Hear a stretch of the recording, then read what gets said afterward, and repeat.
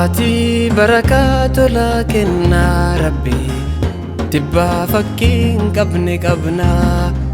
Bara hundaa haraa wadhee bunni dharraan simannaa. Dachaa dachaa mindaa argata namu waan hojjatee hamata.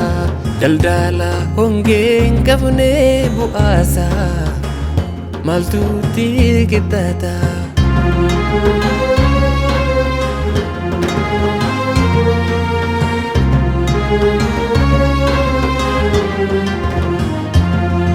Harkin sadaqatti qalbiin mararfatti. Dumbaatiin karra arjummaa banti. Dumbaatiin karra arjummaa banti. Yaa addeessa qalbii addeessu, dammaqsee qaama si'eessu. Dhandhama ibaadaa mi'eessu, dukkaana keessa nama ibsu.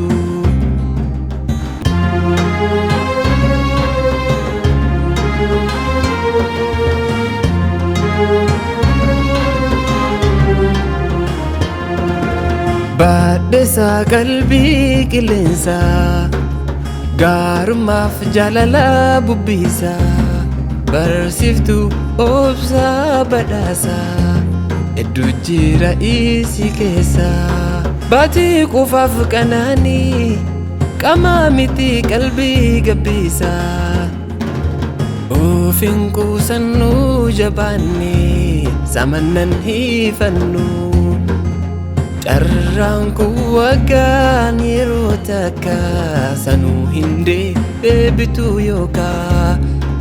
Dhuma umrii ta'uu malti, dangaa guyyaa maaltu beeka. Garaa hidhannee oolla, barbaacha jaalala. Rabbiif halkan gurzaa bulla.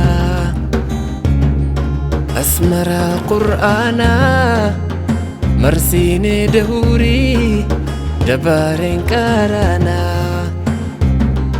Halkan baatii kuma caaltuu soqaana.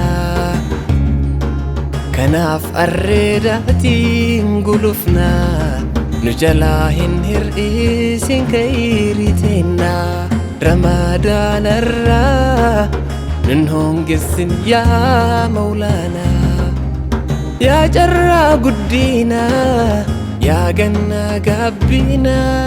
Uffata ulfina walitti hidhanna, gidduu gabrootaa fi gooftaa. Yaa Rabbaana nurraa fuudhi ibaadaatinna.